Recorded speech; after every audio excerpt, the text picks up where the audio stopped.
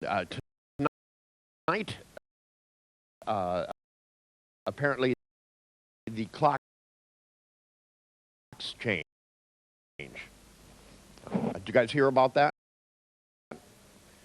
Yeah, well, talk about hypnotic things. The country is going to change what time it is, but we're not. No, we're not going to change what time it is. I'm going to leave my watch the same and come back at the same time because some people have planes they have to catch, and that'll give them an hour extra. So if you change your watch, you'll be an hour late.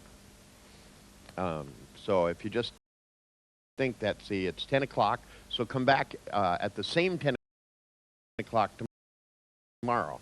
If you change your watch, then come back at 9 o'clock tomorrow. If that's not fucking confusing enough, then wait till the rest of the day and then think about it. Yeah, see, last time we did this, we had an evening session on Saturday and ended at noon. And I guess some people are stuck, so they planned on leaving earlier, so they made it so they have tight connections. I don't care, I'm not going. So it doesn't make any difference to me, but we're going to meet at exactly the same time, and exactly the same time. You know, given the sun and the earth, not given the politicians. The stuff about changing times is so ridiculous because they started doing daylight savings to save candle wax. I'm not making this up. This is true. Ben Franklin came up with this idea in the United States. He was sitting there and he ran out of candle wax. You know, and he was trying to write his almanac or something, and he thought, gee whiz, you know, if you know, when fall came, if we actually moved time, then I wouldn't burn as many candles. And so, and if you think it's goofy here, in the United States, only some of the states go on daylight saving and some don't. So I did a workshop in South Bend, Indiana, but I stayed in Chicago, and it took about 45 minutes to get there, and I would actually arrive at the workshop before I left the hotel.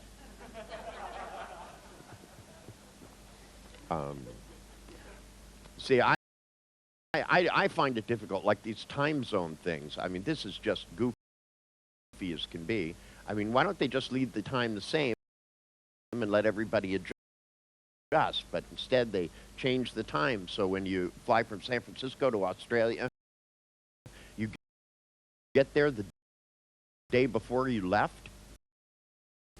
I mean, as if life isn't confusing enough. As soon as we put politicians in charge of things, they start complicating them. One of the things I've always been envious about Germany, I have to admit, is that you guys call the places where politicians stay rat houses.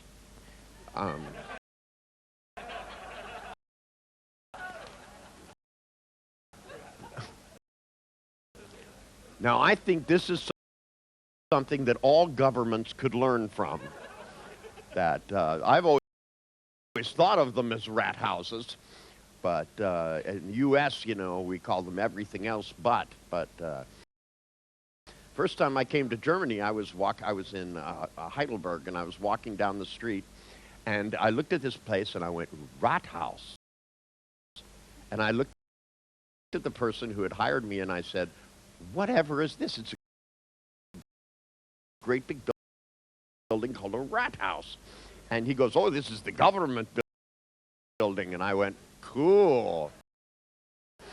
You know, at least somebody got it right. What a great idea. I mean, it's you know, if we took the best ideas from all different countries, things would actually evolve quite well, I think. You know, I've been watching this stuff on TV because I have no choice about what's going on in Afghanistan. What a screwed up place that is. I mean, you know, It's terrible. Instead of dropping, bombs, I think we should drop television sets, and make them have to watch all of this. This Taliban, they captured and tried somebody and executed him in less than an hour. I mean, I don't know about you guys, but that doesn't seem like parliamentary procedure. These guys are just a little bit too ready to kill people. I think that the governments, which I kind of like Thomas Jefferson's view. His idea was the government that was like the most screwed up and took the longest to do things and couldn't really accomplish anything was probably the best government. So he's the guy that wrote the Constitution for the U.S., and it's pretty accurate. Our congressman can't get anything done. It's really horrible. Actually, where I live in San Francisco, down the road about 20 miles from San Francisco, there is a freeway overpass and no freeway. That's the great big 6-lane road going over the top of another freeway, and on either end there's nothing connected to it. Nothing whatsoever. There's no road coming up to it and no road leaving it. It's just sitting there. I guess they were going to build a freeway, and so somebody got the money for the overpass, but they never got the money for the freeway. And I was driving down the road one day, and there was a car sitting on it. Which just goes to show you what hoodlums can accomplish compared to politicians. Somehow or other, they managed to not only steal a car, but to put it on top of it. And it turned out it was a high school principal's car. That high school kids did this. They managed to go out and not only steal a car, but a huge crane and lift this thing on top of it and put their principal's car just as a joke on top of the freeway overpass. And people were up in arms. Now, here's the funny part. People were up in arms that the principal's car was up there, when the car only cost $2,000. And the overpass cost $32 million. Now, to start with, the freeway overpass should have never cost $32 million. That's way too much for one overpass. But the fact that it was an overpass that went over an existing freeway but didn't connect to any freeway did not upset anyone. It was the fact there was a car on it that upset people. It just goes to show you that some people's decision strategy, I believe the word is sucks. How do you translate that one?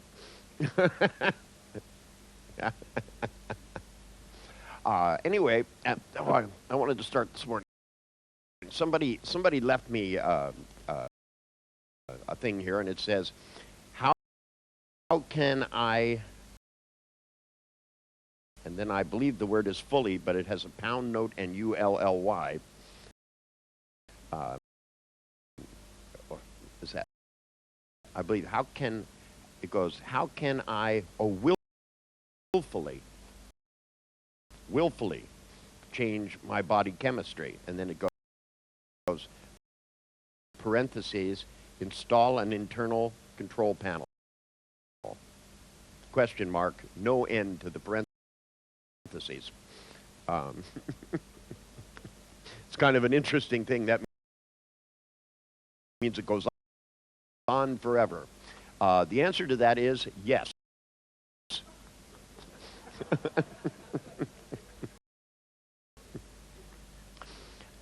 That whenever you want to control your body chemistry, that's part of what design human engineering is all about.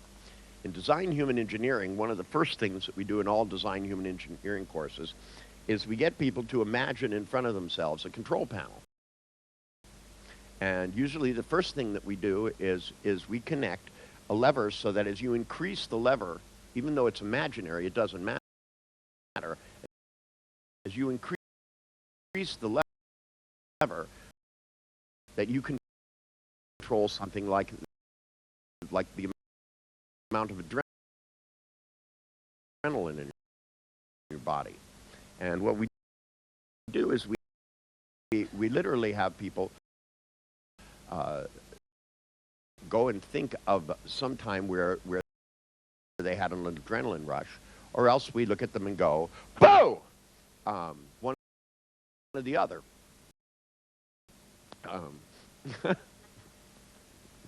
And at the moment we go, "Boo!" we go like this and slide the lever up. And then what we do is we go back and we put them into trance, and we literally give their unconscious the suggestion that as we increase this lever, that the amount of adrenaline in their body will increase. Now, we also usually put a lever for relaxation. Just pretty much, it's kind of what you did yesterday, if you think about it. You kept making an anchor that was connected with all the things that would help it so that you relax. If instead of making it so that I had control over an anchor on somebody else, in essence, all you're doing is making your own set of anchors. Now, the kind of nice thing about doing it this way is that when you get to things which are much more sophisticated. Now, the thing about building internal control panels is that it does require that you become somewhat of a good hypnotic subject. I have yet not found anybody that has any problem doing that, except for Henry Hilgard, the guy that made up the susceptibility test. He, by the way, on his own hypnotic susceptibility test, is the only other zero they've ever found. The lady I told you about and Henry Hilgard are the two unhypnotizable people. Now, I don't know about you guys, but if I dedicated my life to studying something, I would definitely want it to impact me. I find it odd that he is one of the leading experts in the history of hypnosis, and that he runs a place at Stanford that's in a whole wing.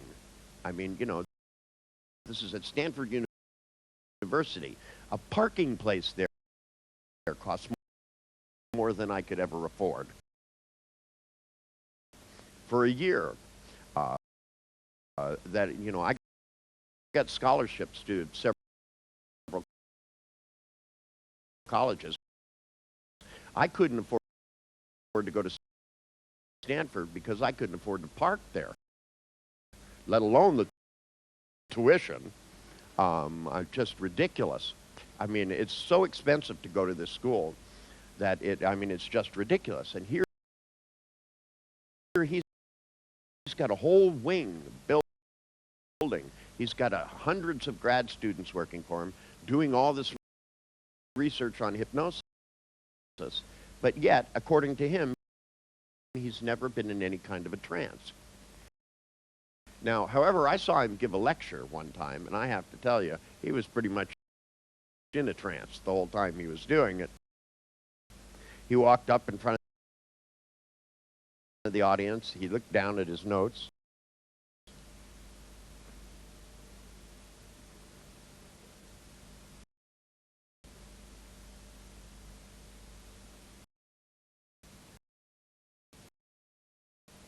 He looked out at the audience and he said, "Today I'm going to talk to you about hypnosis and hypnotic susceptibility. Then he began to say the order in which people are able to do hypnotic phenomenon. Now, that doesn't take into account what I believe, which is that most people do hypnotic phenomenon all the time. Civil engineers, you know these guys when you're driving down the road and there's a guy looking through one of those things and there's a guy out there with a big post and the one guy's going like this and he's looking through the thing and he goes like this. You ever wondered what he's looking at?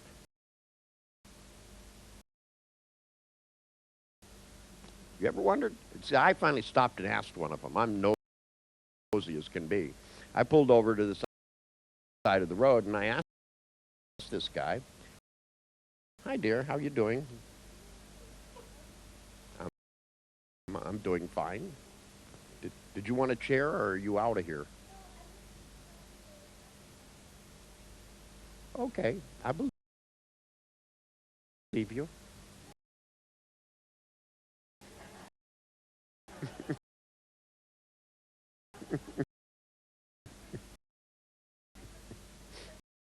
You okay? Have fun.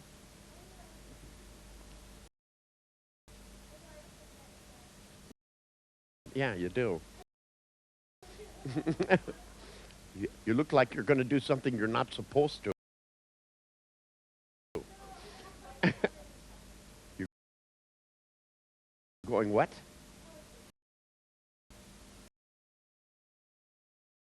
Is there a holiday I don't know about?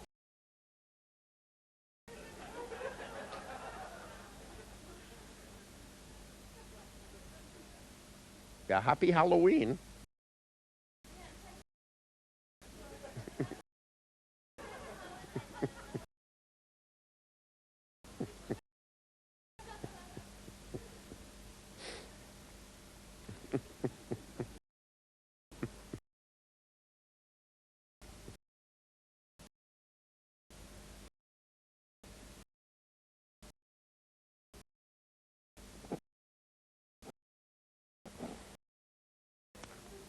I have a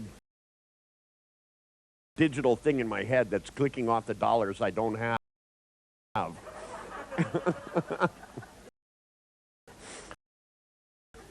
And every time I look at my watch, it moves faster and faster and faster.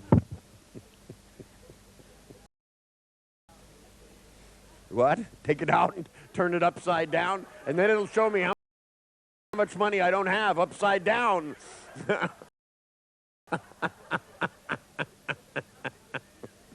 Yeah, you take all those sixes and turn them into nines. That'll help. Yeah. Yeah, there's some things that really works for and some things it doesn't, you know. I mean, if you take the price of a product and turn it upside down, it could go either way, you know. It can go from 300 and something to 900 and something. So, you know, it's some things work better than others. Although I have to admit, my wife does negotiate with everyone, everywhere. That actually, she bought a ring yesterday. She went in the jewelry store, and she looked at the woman in the jewelry store, and she said, "Oh, yes." She goes, "This is the perfect ring." And then she looked at her like this, and the woman was so perceptive. She went, "You're going to ask me for a discount, aren't you?" And my wife went like this, and she said she just knocked $120 right off of it, man, just like that. She just quit. She gave in. She knew when she was beat.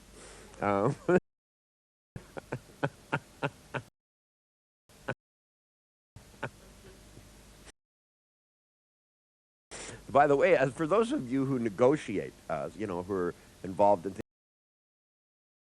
things where you negotiate about price, or you told me you were negotiating with some hospital over there.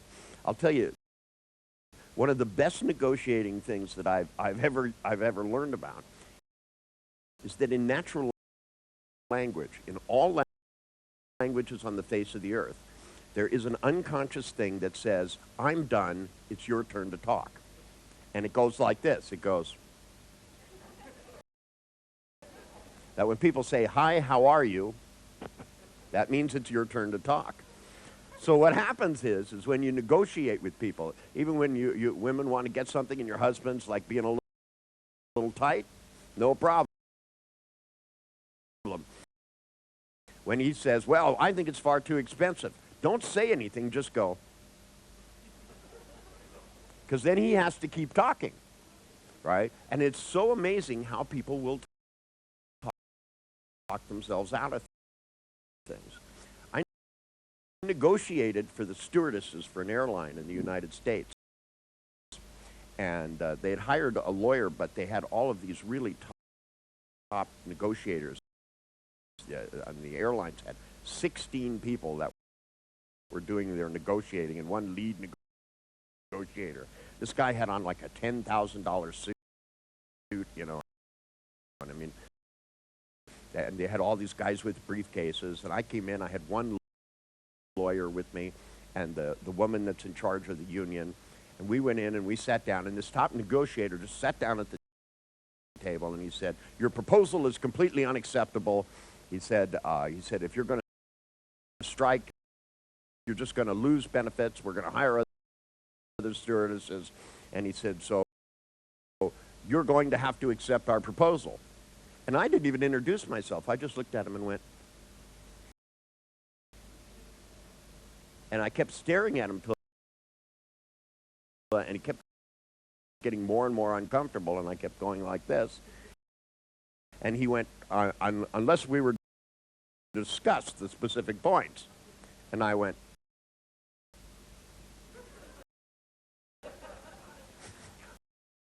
an hour later, we'd said nothing. And he renegotiated the entire contract.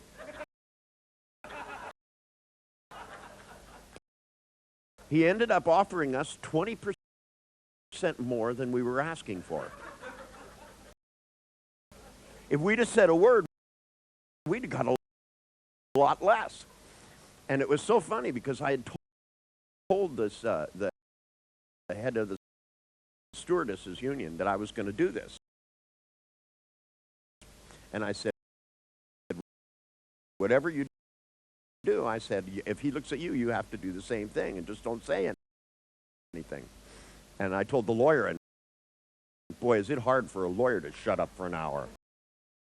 I had to kick him like several times. He'd start to talk, and I go, poof, like that, you know. And I grew up in Chinatown doing martial arts, so if I kick somebody, they know it. I know right where to kick them and just how hard. There's a little nerve on the side of the knee. You tap that thing, and pain goes up and down the body. And, of course, your eyes go up when you do that. Too, so it worked out really good. I just whacked him in the knee, and he'd go like this, and the guy would offer us more money, more benefits, medical stuff, child care. We didn't even expect we could get child care. And this guy, and finally he got to the end, and he said, well, I think that's it. And I thought, couldn't be. There must be more. So I leaned forward and went like this, and the guy went, well, we had talked about maybe giving maternity leave and child care, but we felt in today's economy that was too much to ask for. And I went, and he went, but we do have this one proposal. And he pulled out a whole written thing. They'd already made this thing. And handed it down, and he gave it to the woman, and she read through it, and she whispered in my ear, this is brilliant. We never thought about this. And I thought, and I read, and I read through the thing, and I said, so this is the best you have to offer?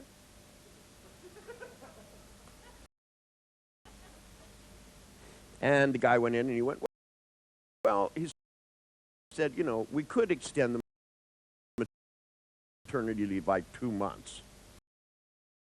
But that would be the most. And I went.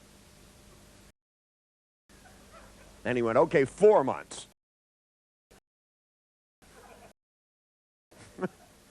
Guy negotiated himself out of everything. Now, well, I never like to work too hard. That's always been my policy. I think that, you know, that most psychologists work way too hard. All those tests they give people. Have you ever seen some of these things, that MMPI? What a load of crap that is. You know, when all you have to do is really look at somebody and say, hey, babe, what's going on, you know? And they'll tell you. They go, well, I feel really fucking depressed. And then they have to give you a 25-page written thing and then go through and grade the thing and evaluate it with all of these books. They used to have this other personality inventory. And somebody gave me a copy of how you interpret the results. And the book itself was this fucking thick and just full of all of this stuff. And it had questions like, would you prefer to go to the beach on a sunny day or on a rainy day? Or I just don't care. And of course, if you were depressed, you were supposed to answer, I don't just care. But I'm sure there are like some depressed people that like to go to the beach on sunny days. And who the hell wants to go to the beach and sit out in the rain, you know? Me. I like doing that. And, you know, but I'm not depressed at all, you know. It's just I happen to like the rain. I think it's great. It gets all the other people to leave. And I don't like to go out in the sun. I was in it once in, I guess it was 1960 something. And I got burnt from it, and I've never forgiven the sun for it ever since. I mean, being a musician, you know, I didn't get up till the sun went down. And now I'm always inside some lovely conference room, you know, tastefully designed. This is a pretty nice room as far as conference rooms go. It's a little small. If I had built this, I would have not wasted that deck out there. I'd have made the conference room twice as big. But then I don't really like going outside. But whoever built this said, you know, a conference, that's what? 10 people. Big meeting. Because actually Ronnie wanted to do something next year, but he said, can we do it in a place that has a bigger conference room? Because I wanted to come here, because I like it here. I like being by this lake, which disappeared this morning. Did you guys notice that? Those of you staying in the hotel, I looked out the window. There was no lake. It was gone. There was just a big white cloud out there. Being from San Francisco, it looked familiar. We get a lot of fog in San Francisco. And it's kind of nice. I look out my window some days and I see the bay. And I look out the window one day and all I saw was condominiums. Apparently my bay view disappeared. They built 150,000 condominiums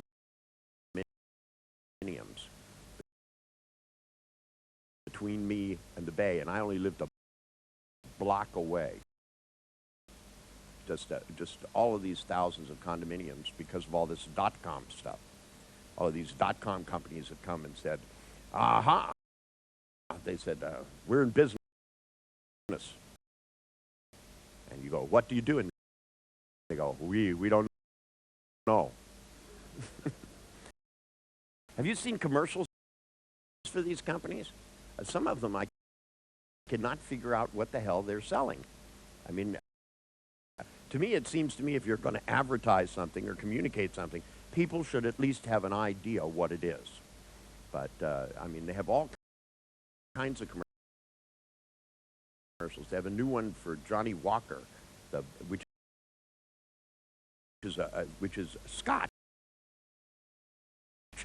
And for some reason, they have this actor walking in the middle of lions in a coliseum talking about being afraid.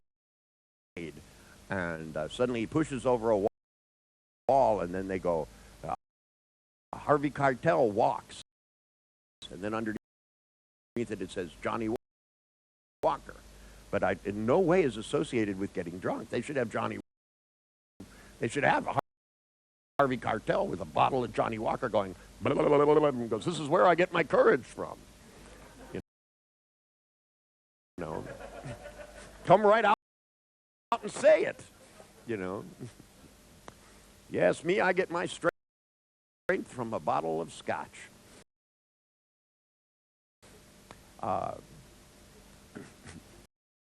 Well, I didn't make the commercial. I just understood it.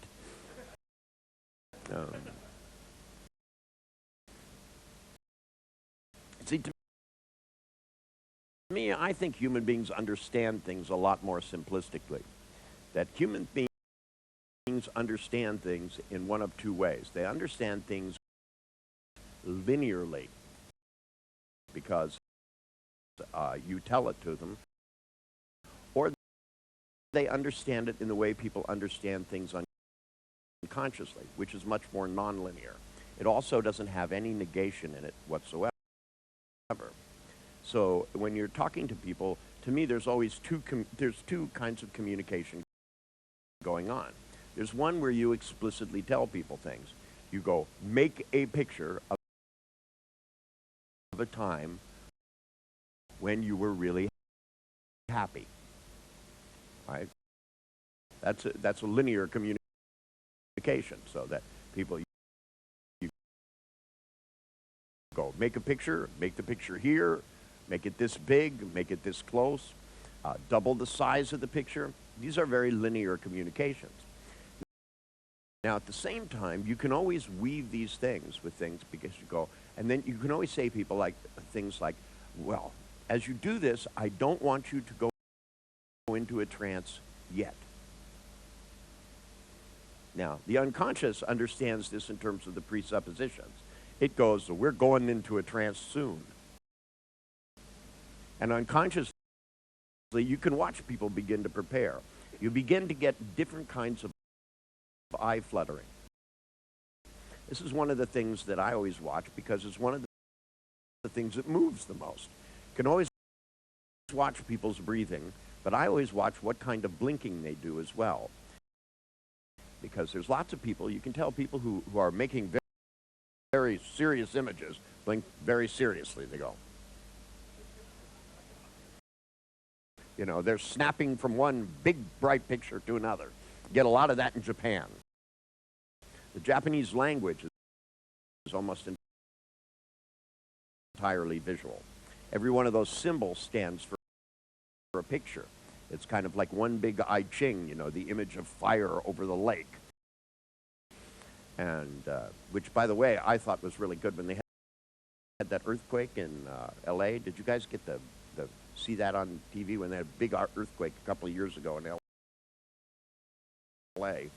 And a water main broke.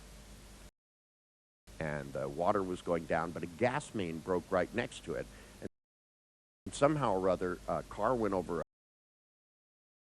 one of those big metal lids, and it sparked. So there was a river of water with a big flame coming out of it. And I thought, how biblical.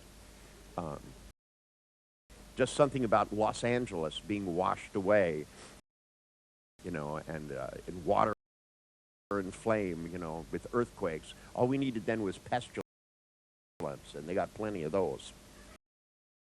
Haven't you watched the show Cops? They're everywhere. We're supposed to have civil liberties there. Everybody's worried about the fact that President Bush signed something that says that now they can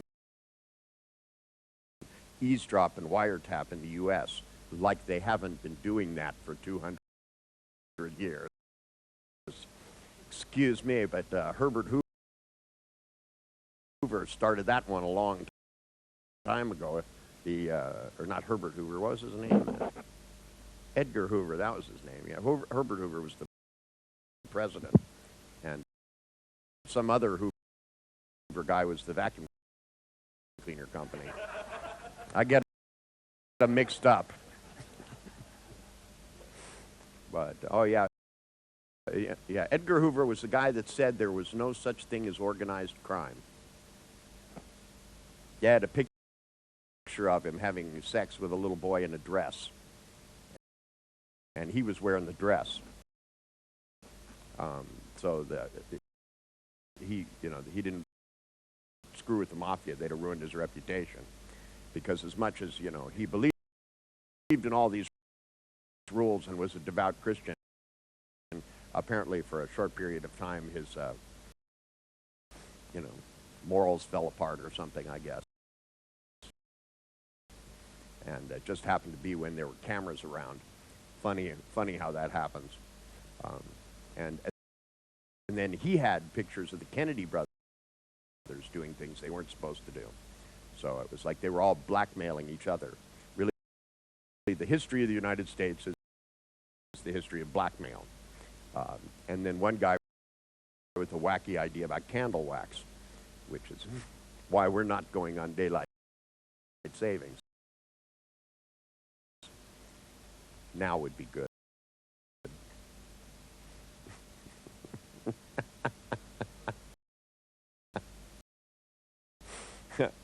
That. See, what I want to demonstrate to you is that it's just as important how you do things as what you do. See, if I look down and I say, okay, Charles, what I want you to do is I want you to try something new. What I want you to do is to make a big, bright image, okay, in which you see how excited you could be. Okay. And before you go into a trance, and that picture comes snapping for you, inside of you, so that you begin to suddenly feel more motivated than you ever have. I want you to have a moment of relaxation.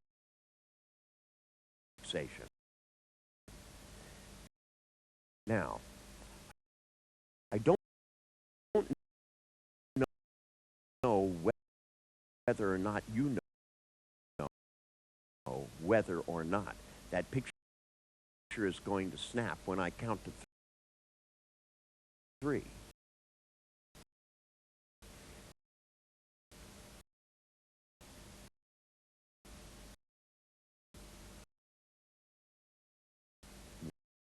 One, 2,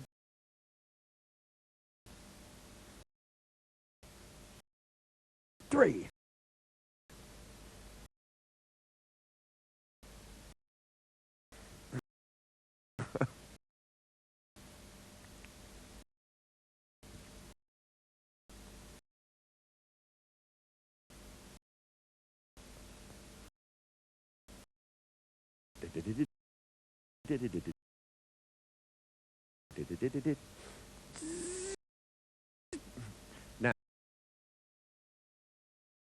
Now, somebody said, how do you install motivation on your control panel? Quickly. That's the way to do it. That's right. But you know what you haven't considered, Charles? How many times I can count to 3. See, I can go 1, 2, 3.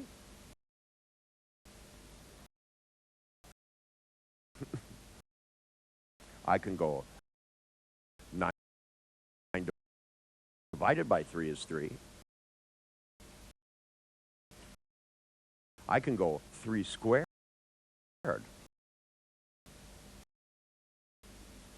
3 to the 3rd power. I can go 33. I can go 333. I can go 1 19,233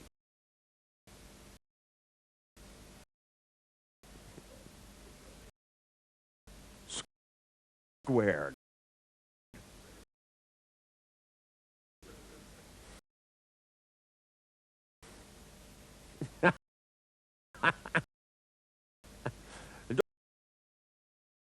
Don't laugh, Charles. It'll make you feel good. But you see, this is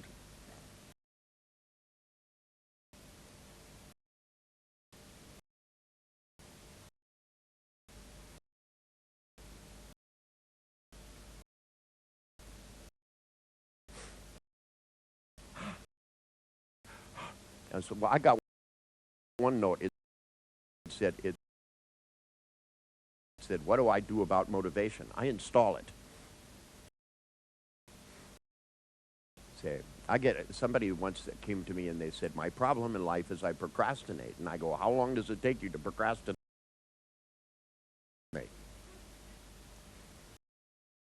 Because, see, to me, I always try to look for paradox everywhere I can find it.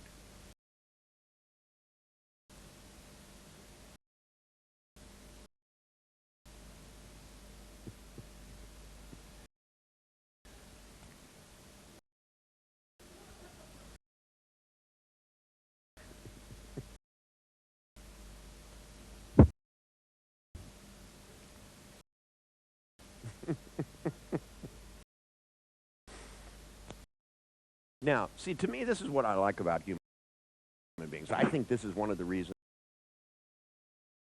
why learning NLP gives you one of the most fantastic jobs in the world.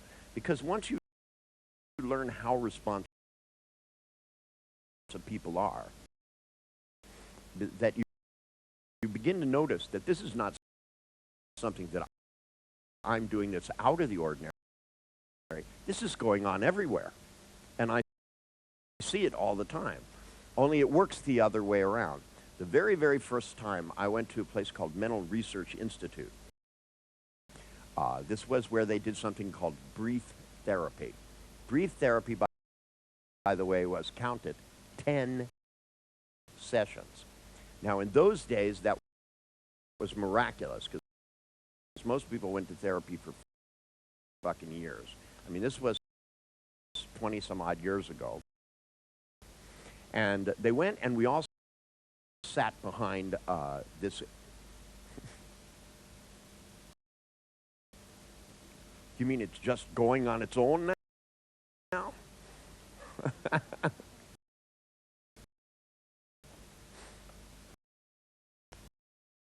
It was 23 years ago, actually. And you know, I was 23 years old at the time. Anyway, the three of us went down there, and we sat behind, actually, it was 1, 2, 3 different glass mirrors. And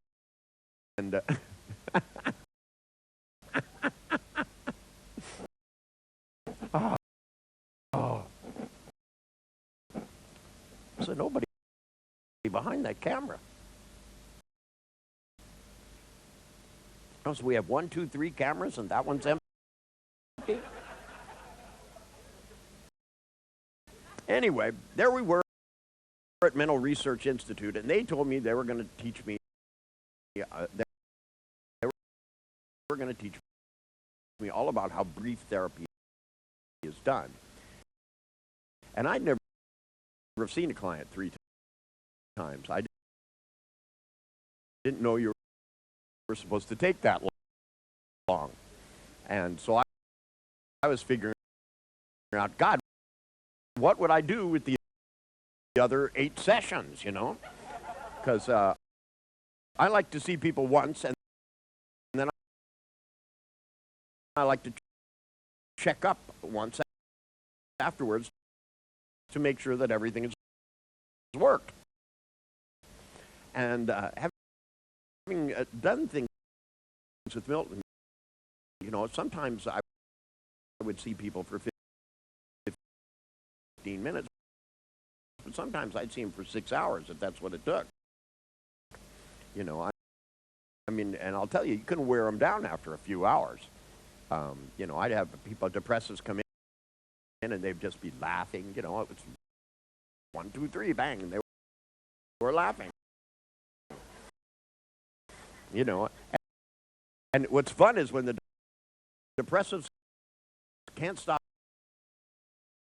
laughing and they're telling you about their depression. They're going,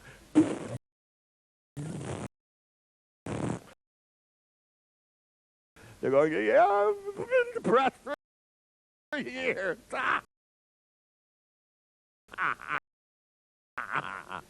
You know, and then they go, can I stop laughing now? And I go, no. Maybe in 3, maybe 33 years. It's starting to spread now.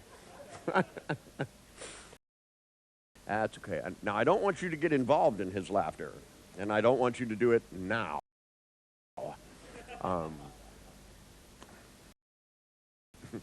It's just like when I negotiate. I always tell people now, I don't want you to be too flexible in your position. And unless you see my point.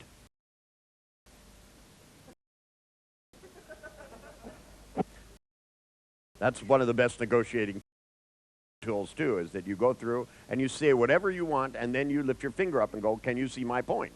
And people will connect the dots. You go, I think that what we should do is go back and reevaluate these wages. Do you see my point? They always say yes, because they can. So you always get your way. Do you see my point?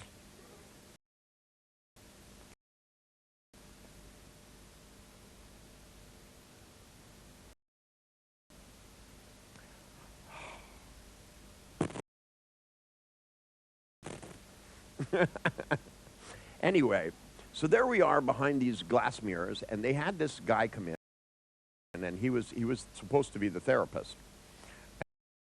And the guy came in, and he sat down, and this woman came and sat across from him, and he said, well, how are you doing this week? And she said, well, I don't feel like I'm doing any better. And he said, really? He said, what's wrong? Bad question to ask people, because they'll answer it. Anyway, she stopped, and she looked down, and she looked just miserable. And she said, well, you know when you really have high hopes for things, and things don't work out, how bad you can feel? And sure enough, he did. He went, trying to be empathetic, he went, yeah, like that. And she leaned over and touched him on the knee, anchored him perfectly, I have to tell you. And she said, me too. She said, well, you know, I had really hoped things would get better in my personal relationship, and yet every day it seemed like the same thing. And he went, yeah.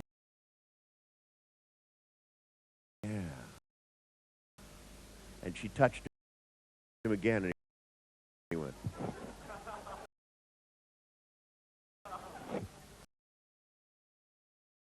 It was one of the best pieces of hypnosis I'd seen in years. Only the client was doing it to the therapist.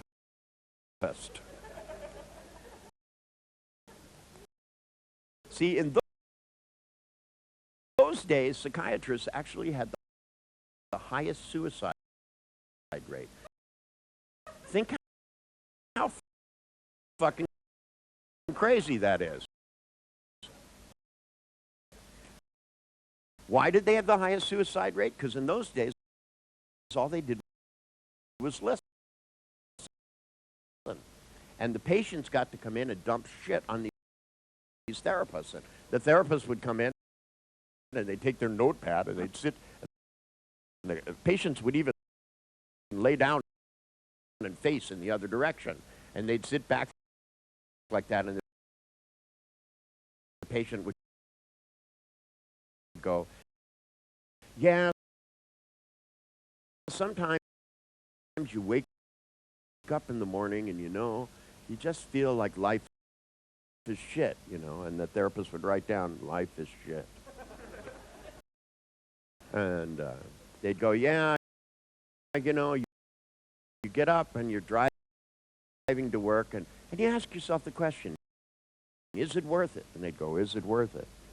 And they go, and that sometimes I just feel like I want to end it all. And they'd go, feel like you want to end it all.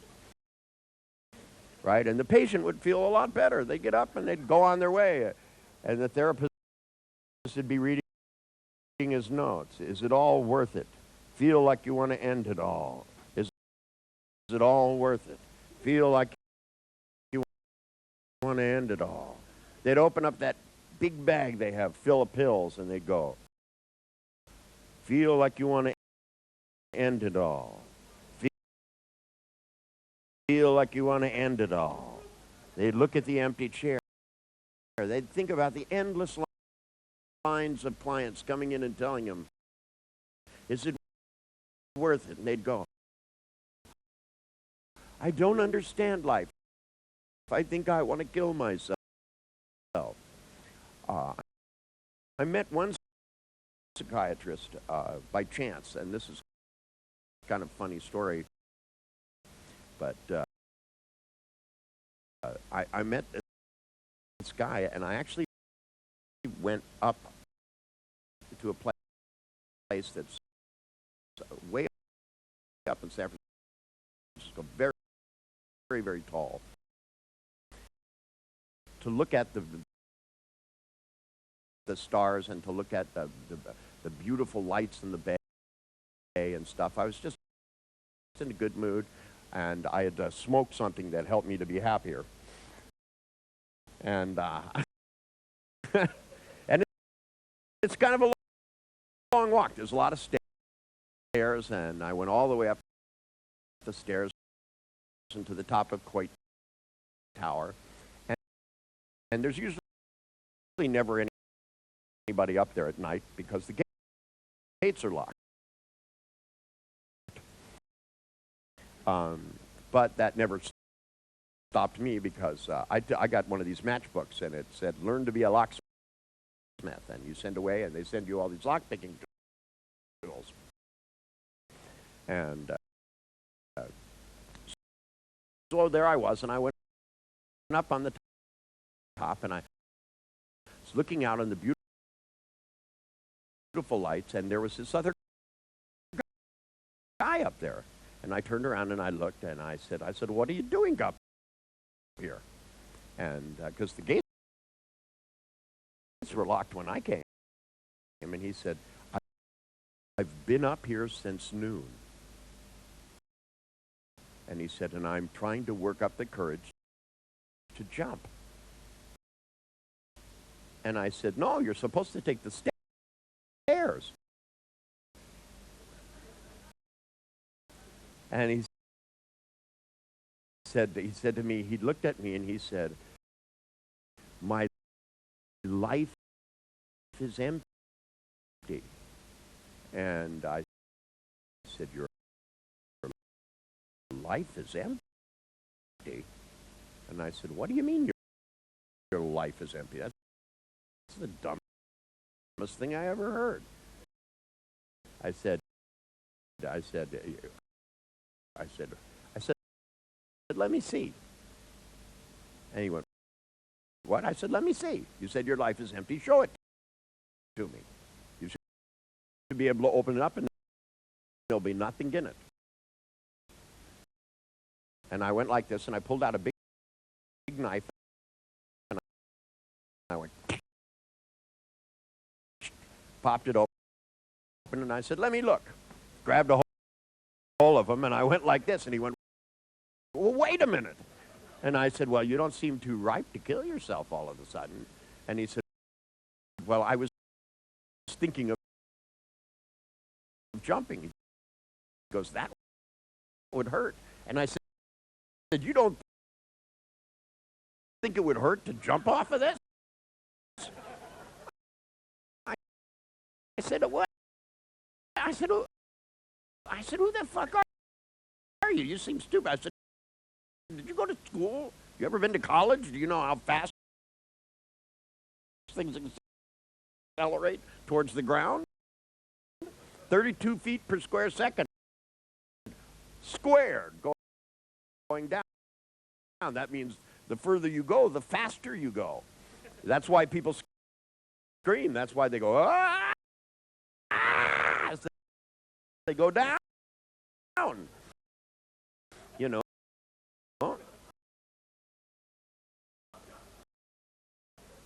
And the guy looked at me and he said, well, he said, excuse me. He said, I'm a medical doctor. And I said, why would a medical doctor think it doesn't hurt to jump off of a building? And he said, well, actually, I'm a psychiatrist. And I said, oh, that explains it. You went through all those years and became a doctor, and you don't practice medicine.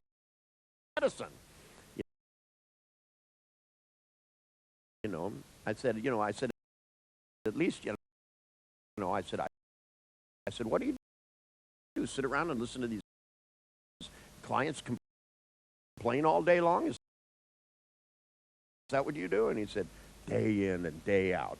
And I said, why don't you go back and be a real doctor and give people stitches and fix their toenails and give them enemas and fun stuff like that. You know, I said, that way they'll feel badly and you'll be okay. And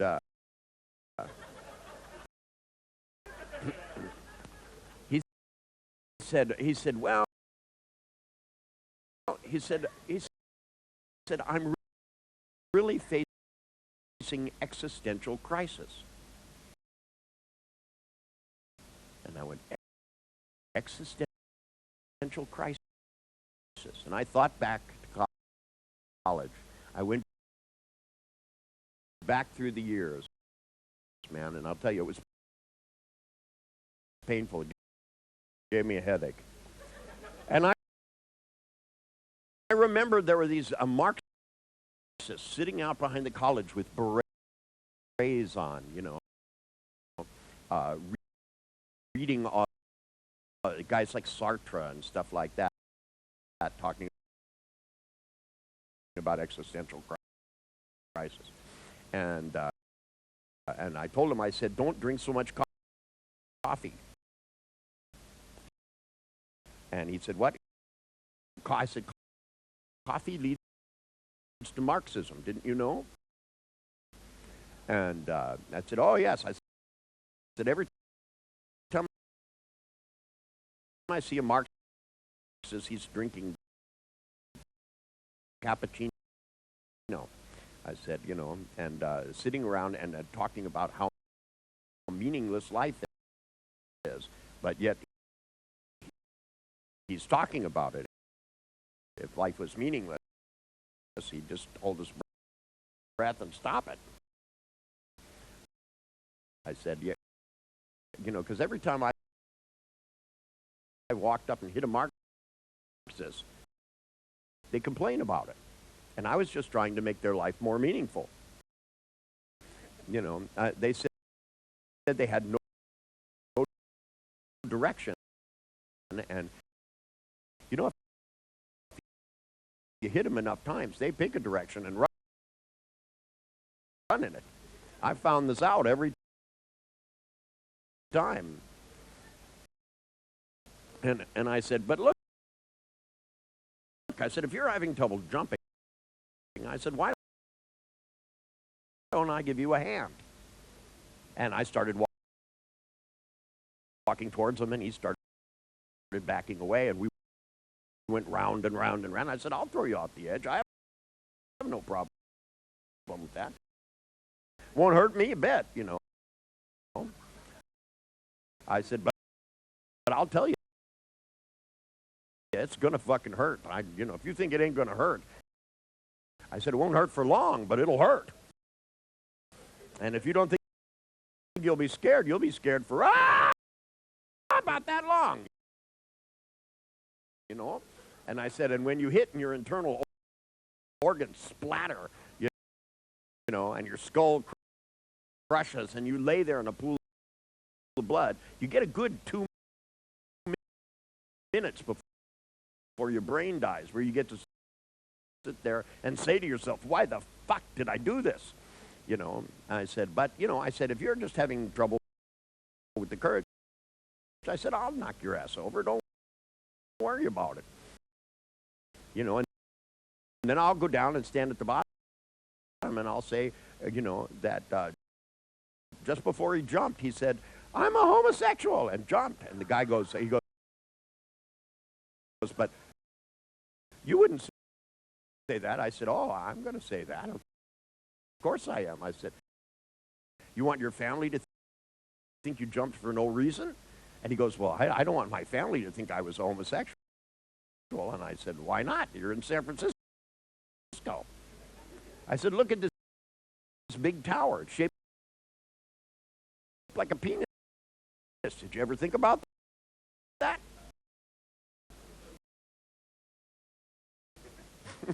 You're a psychiatrist. I thought that's the first thing you would think about. I said, does the name Sigmund Freud ring a bell?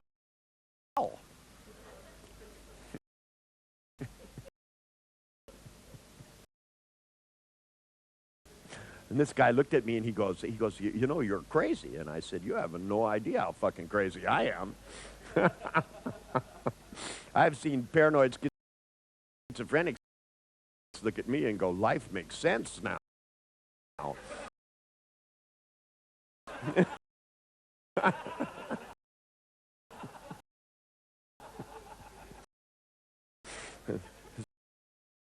I can live a normal life as long as I'm not him. See, to me, the one thing is if you don't have flexibility in behavior, you'll never be convincing. And to me, one of the things that makes me convincing, that I can say the honest things to people, and they respond, is that I'm not looking to make them understand. I'm looking to make them respond. See, the thing is with clients who are depressed don't want to be. They're not depressed around me. They're frightened. And I figure that's a step in the right direction. That, you know, if they go, they go, nothing motivates me, and I open my desk drawer and pull out a knife this big and stab at the desk like this, and look at them, and I go, thinking of suicide? You know, suddenly they'll go, you're scaring me, and I'll go, good. Why do you think they sent you to me? Well, the thing is once they're scared, they're not depressed. I figure I count that as step one. Now, if we can get them from being scared to starting to consider what they want to do with their future to have fun, you know, because I go, not having any fun. I go, what would be better than my killing you? And they go, well, I could, lots of things. And I go, name one. We'll try it, see if it works. If not, I'll kill you. Because, see, to me, they go, you're just kidding. And I go, are you willing to risk it? Something about it makes it so that it suddenly seems like a good gamble to try something new. The one depressive I was telling you about, her name was Martha, by the way. And Martha was actually a fairly attractive woman, but she'd been depressed for so long. She looked like she was cast in stone. And once Martha started talking faster, I said, Martha, I said, how did you get so fucking depressed in the first place? And she looked at me and she said, I'm really lonely. And I said, do you go out and meet people? And she goes, no. And I said,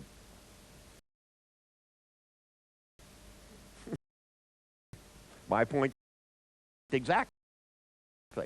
Now, when I saw Martha, at the time I lived way in the middle of nowhere in the Santa Cruz Mountains, and I had an office in my house. So I took Martha. We got in the car and we drove 20 miles to town, and we went to an outdoor cafe, and there were all these people sitting around, and they were playing jazz music, and the sun was outside. I hated it. And we walked upside, and we walked into the cafe, and she kind of looked around. And Martha was a musician, too. She actually played music. That's what she did when she sat around by herself depressed. And she was going, oh, this is lovely music. And I said to Martha, I said, this guy over here is about your age.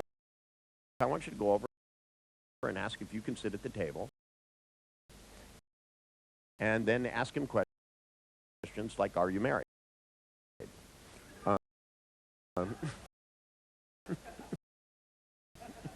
And she said to me, she said, I could never do that. And I looked at Martha like this.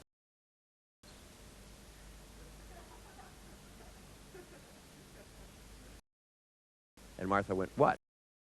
And I went. And she said, well, I guess I could just walk over and say hello. And I went.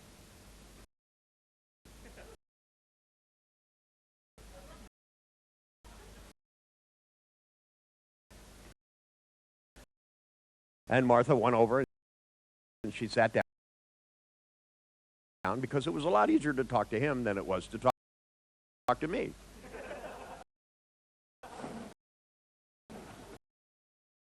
Now, I know lots of you have read NLP books, and I've read some of these books on NLP other than the ones I've written. Remember, when I started the thing about rapport, only thing I ever said was, if you need trust, establish rapport. But if you don't need it, don't. Now, there are actually whole books out now on establishing rapport. Excuse me, if you need rapport you might need with a paranoid schizophrenic, because otherwise they won't talk to you. They run away, unless they're in a mental hospital. Then they can't get away, then you don't need rapport. It's really very cool.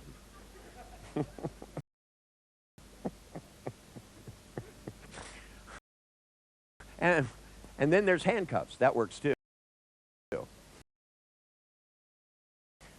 You can handcuff them to the chair and nail the chair down, and then they can't get away.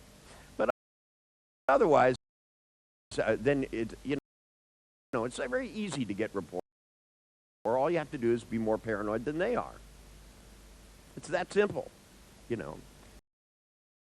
go in and you look around like this, and you do things like you go.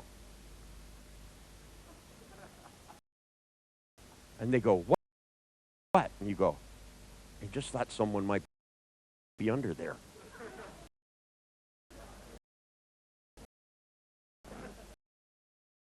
Do you see anybody? And they'll look and they'll go, no, there's nobody under there. That's ridiculous. And then you go like this, you go.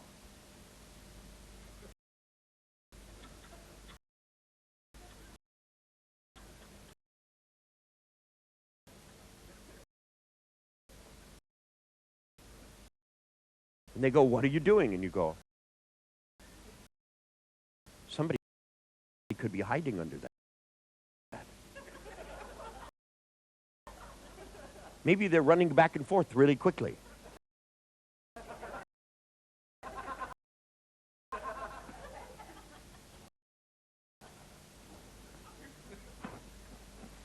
And they'll look at you and they'll go, that's ridiculous. Nobody could be under there. And you go, are you sure?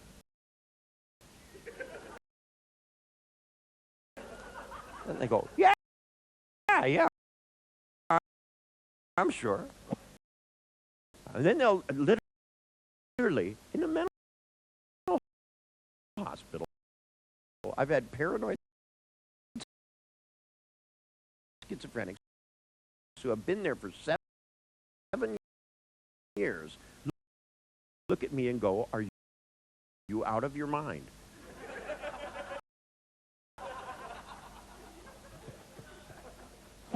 And then you look back at them and you go, excuse me, I can leave here. You're stuck. Which one of us is out of our mind? And they'll look at me and go, oh, you are. They go, I'm crazy, but I know it.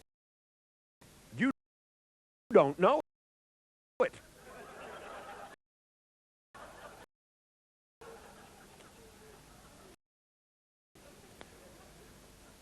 Then I look at them and I go, who's in your pocket?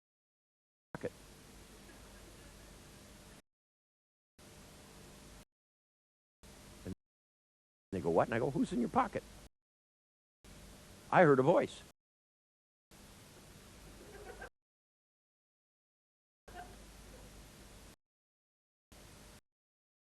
And they always do this. They go, there's no one in my pocket. And I go, are you sure? And they'll go, yeah. And I'll go, then why are you in this mental hospital? And they'll go, well, because I've been diagnosed with paranoid schizophrenia. I think people are after me. And I go, who?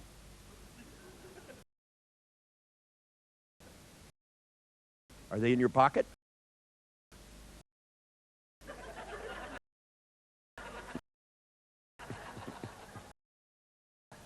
And they go, you can't fit a person in your pocket. And I go, oh. Are they in the closet?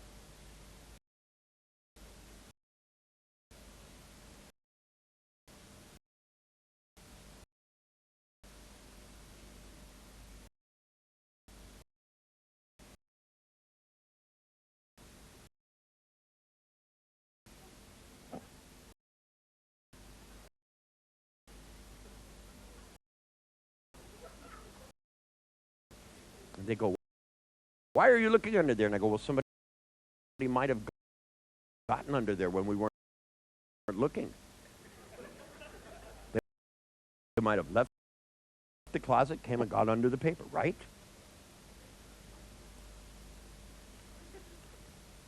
Rapport? Fine. But once you get it, then what?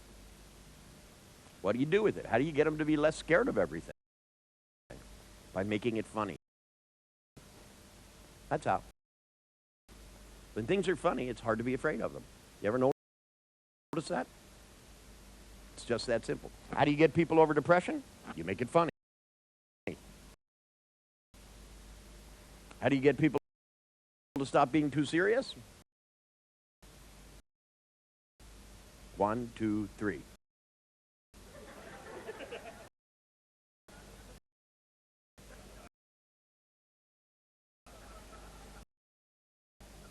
Look, I got 80% of you now.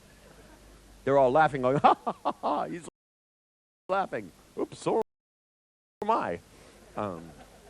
But see, this is the thing is that I found that most of the problems that people can't deal with, they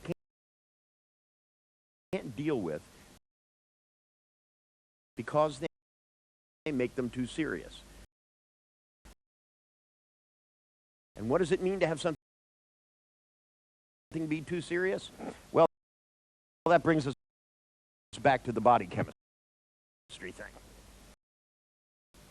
It's really a biochemical response where you feel bad about bad things.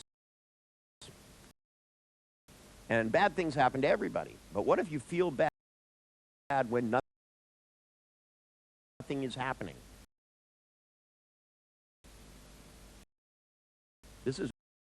And people are quite capable of doing this. Otherwise, they wouldn't be clients.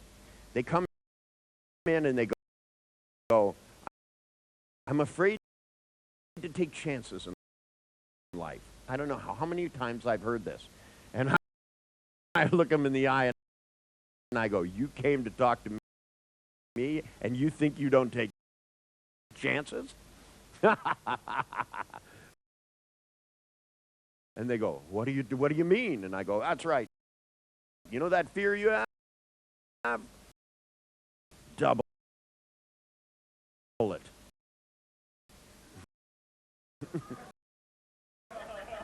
Now would be a good time. Double it again. Right? You know, some people pay money to go on thrill rides to be afraid. The biggest roller coaster of all, that's the one where you begin to become afraid to live your own life. Where you actually become so good at see, because the thing is they have no control panel. Their fear, quote, gets blown out of proportion. How do they do it? They make big, bright pictures of scary things happening. How come they don't meet people? How come Martha didn't meet people? You know why? Because she always made pictures of them not liking her. It's not that she didn't make pictures. It's that she made pictures of people she didn't know actually disliking her. That's how people do shyness. Shyness is not a simple task.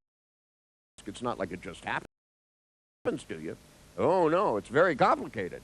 You have to make big, bright images, put them in just the right place in your mind so they'll scare the piss out of you. I mean, if you stop and think about the things that you're afraid to try. Some people are afraid to draw. What happens if you draw something and it doesn't look good? You know what you do? You turn the piece of paper over and do it again. Or you use a pencil with an eraser. Or you get a whole pad of paper. Or this time you actually make a clearer picture in your head and trace it. You know how people draw? Well, people who draw things well actually imagine a pencil on the outside and then one on the inside, and there's a wire connecting them. And they trace the thing on the outside and move their hand on the paper. That's how it comes out right. Didn't know that, did you, ma'am? See? And you were in art class in the 3rd grade. The teacher came up and went, "You're not artistic," you know, I like to look back at them and going, "You're not a teacher," you know, because if she had been, she would have told you this. Because you know, I've done this all over this planet. That you know, I get a whole art set and I bring people up, I put them in trance, and I tell them, "Look, I want you to make a hand on the outside, one on the inside, so that when you draw somebody, you actually draw it like this, so that it goes like that. That way, what you see on the outside is going to somewhat match what you see on the inside." Now, without that tool mentally in your head, just like people can't spell if they don't see the words, at least German is somewhat phonetic.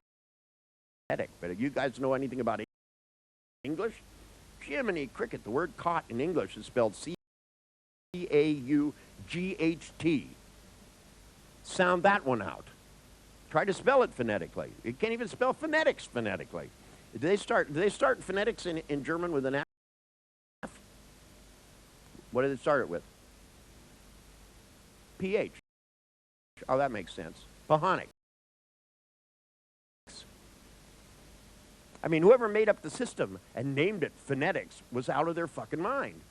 I mean, you can't even spell phonetics phonetically. That doesn't make any sense.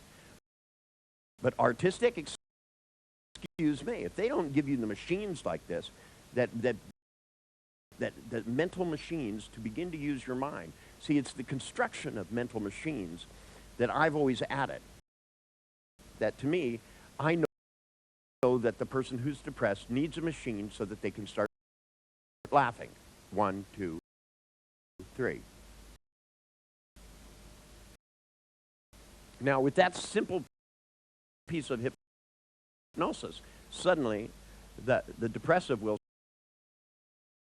say, "Well, you know, my life seems empty." And I go, 1, 2, 3. And they start laughing. And then they go, "Well, my work seems empty." And I go, 1, 2, 3. And they start laughing. Because what's going to fill it up? What is it empty of? What it's empty of is good feelings. And why is it empty of good feelings? Because they don't have any practice in how to make them. It's not that they're incapable of feeling good, it's that they haven't practiced it. It's not that they felt wonderful for years and now they're not. They never felt good because they just don't know how to do it. I mean, maybe when they were a baby, they went around and had some joy, but somebody stomped it out of them. But we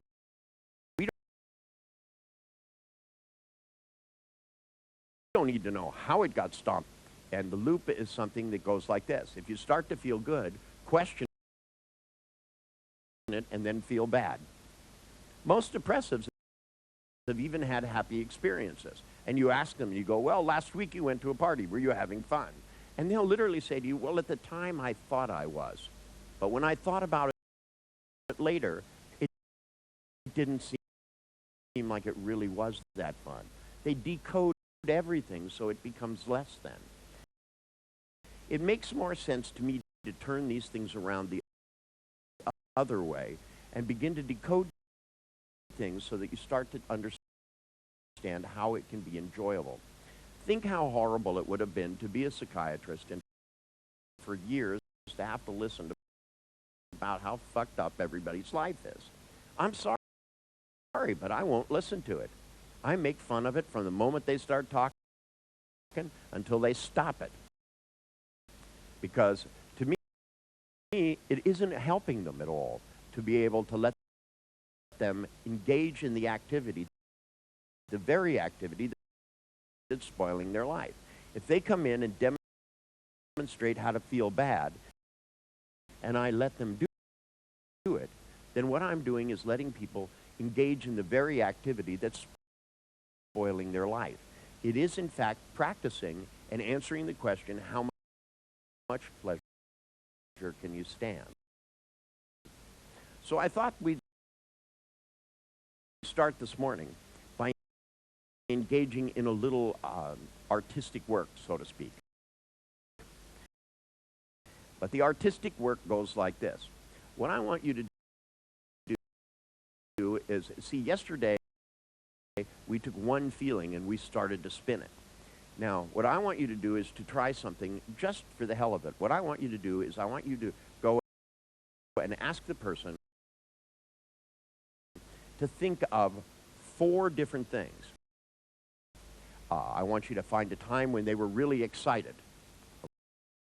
Okay, sometime when they were just lit up and excited. A time where they were really enjoying themselves, you know, doing something. A time when they felt blissful. That's where you have enjoyment, but you're not necessarily really doing anything. Maybe floating in a boat, looking at the sun.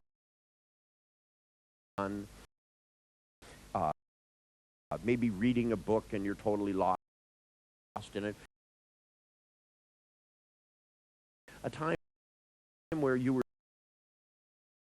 deeply involved in something. And then I want you to pick some kind of an experience which is irresistible. Because there are some things that, for example, if you guys see like 100 marks laying on the ground, do you like look at it and go, ooh, maybe I shouldn't touch that. I don't know where it's been. Or does your hand go, pow, and pick it up? You know, there are some things, for example, if you see certain people naked, it's irresistible. You know, some of you, it's chocolate. You look in a box of chocolate and your hand has already picked it up. That I want you to pick the 4 different experiences, and I want you to just identify a name for them. Have the person stop and think of it, and then make it number 1, okay? And then think of the second one, number 2. The third one, number 3, and the fourth one, number 4.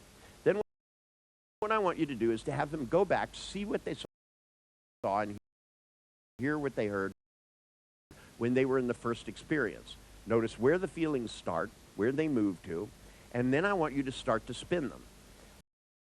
Then I want you to do is to take that feeling and I want you to make it so that it spins isometrically. Sometimes people start isometric. It'll be in their feeling, start in their stomach, and it'll go like this. But very often it'll start in the shoulder and it'll start to go across the body this way. What I want you to do is straighten it out so it's isometrical. Why do I want you to do that? Because the body is isometrical. That's why. And if you begin to do it, then what I want you to do is while they're spinning that second feeling, I want you to have them go back and see what they saw, hear what they heard in the second experience, take the feelings from that and add it to the first one. I want you to add 4 feelings together and keep them spinning. And while they're doing this, it would be a good idea to use hypnotic language so that you did things like you say, I don't know whether or not you're ready to begin to add in this second feeling. But if you go back and see what you saw at the time, and hear what you heard, suddenly you're going to begin to feel both those feelings at the same time when I count to 3. 1, 2, 3. Now, if you... I like it. He smiles and the rest of you are right behind him. Why do you guys count to 3 so slowly? That's what I want to know. I count to 3, fine. You guys then have to count yourselves? Is that what happens? I go 1, 2, 3, you all go 1, 2, 3, bang. Well, that's a good thing because it means you're self-initiating. See, to me, with all of my clients, always what I'm aiming for in the end is not for me to be in control, but for them to begin to have control over their experience. If you can't feel good deliberately, you can't help anybody, because you have to set an example. I know there are many people with theories about NLP. I've read some of these theories. I have only one response to that. Okay? The trick is, what works, works, and you don't have to know why. Although I have had my own work explained to me in terms of all kinds of things, most of what I do is simply neurological patterning. That for me, if you rehearse things enough, the unconscious starts doing it automatically. And I know this because for years and years I've played instruments. And I kind of have a short attention span, so every once in a while I learn a new instrument just because it's the same notes, it's just different fingering. So when I decided, I got this great idea that I would learn to play the flute. Although playing the flute is one problem is that you have to hold your breath for a long time. And I used to smoke 4 packs of cigarettes a day when I was doing this. And I'll tell you that when that smoke comes out of the end of the flute, it's just doesn't sound quite as crisp. Then somebody said, well, don't smoke while you're playing the flute. And I said, that takes all the fun out of it. In fact, I like to put the cigarette in the last hole so that when I'm inhaling, I can inhale smoke. And I won't mix any of that oxygen in and spoil the whole thing. I got this because I used to play with a guy who was a Rastafarian. And this guy was from Jamaica. He was an absolutely great clarinet player, but he used to roll these huge joints and stick them in the end of the clarinet. And so that when he was playing, the smoke would be blowing out, and then when he inhaled, rather than most people who go like this, he would go like that, and smoke would come in, and it would come out his ears and his nose and everywhere. And after a couple of hours, though, he played a lot slower than he did when he started. Didn't matter what the song was, it always kind of slowed down. And we'd go 1, 2, 3, and then he'd go, and. It's what makes it sound Rastafarian. You're on the downbeat, he's on the upbeat.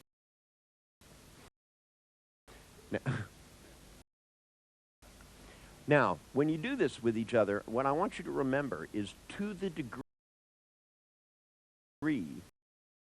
that you elicit responses, is to the degree that you get them.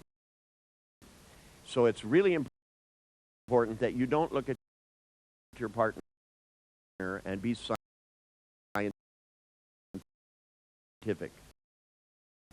Don't go, now think of a time you were really excited.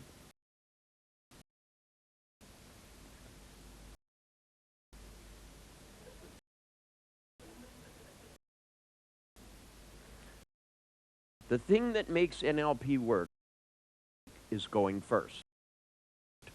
That if you're going to ask somebody about excitement or about a time they were really motivated, the first thing you have to do is think of one for yourself. So you go into that state. So when you go, think of a time that you were real excited. It's really different than go, think of a time you were terribly excited. It's just not the same thing. The other thing is you have to be patient enough to let the person go into the response. Because if you say, think of a time you're really excited, and somebody goes, yes. go really excited. And they'll go, yeah, and you go, even more excited than that. You know, totally lit up. You know, I mean, like 1, 2, 3,000.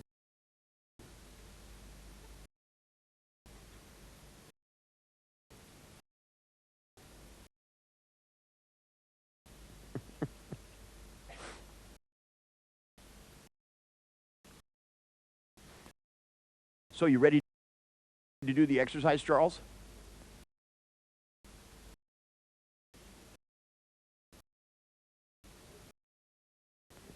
You sure? Maybe you could double that feeling.